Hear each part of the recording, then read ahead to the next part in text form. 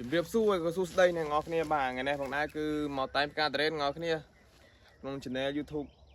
Mr. Ni Official អ្នកនរគ្នាបាទខ្ញុំខានធ្វើវីដេអូរីមិចយូរហើយឥឡូវគឺខ្ញុំនៅជាការត្រេនគឺដល់ការត្រេនម្ដងគឺការងារខ្ញុំលើពីច្រើនហ្នឹងឥឡូវខ្ញុំឆ្លៀតពេលខ្ញុំ comeback មកវិញហើយអ្នកនរគ្នាតែខ្ញុំឈប់ធ្វើរីមិចហើយសុំទោសផងដល់ fan អ្នកនរគ្នាដែលស្រឡាញ់ចូលចិត្តរីមិចខ្ញុំពីមុនណាតែឥឡូវខ្ញុំអត់បានធ្វើទេអ្នកនរគ្នាអើយហើយខ្ញុំធ្វើវីដេអូ original ម្ដងសិនណា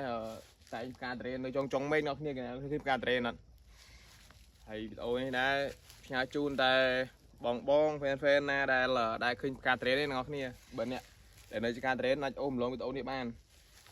ហើយបដាដែលយើងត្រូវតែងចាក់ការត្រេនអ្នកគ្នានេះឃើញអត់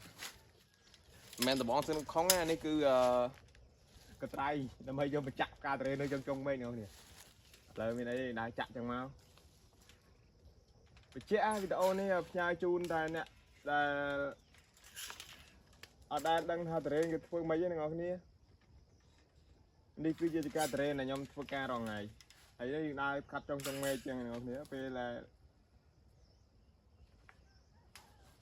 យើងចាប់ដើមតែងនេះដើម្បីយកផ្លែនេះជិតដល់ត្រេនហើយ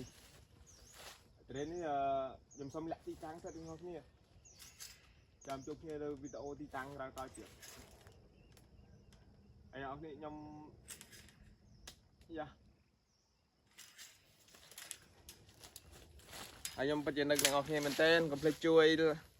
គាំទ្រខ្ញុំមួយវ៉ាន់ហ្នឹងជួយ subscriber channel YouTube ខ្ញុំអ្នកមួយផងហើយវីដេអូនេះមានប៉ុណ្ណឹងអ្នកនរគ្នាជម្រាបលាអរគុណដល់ fan អ្នកនរគ្នា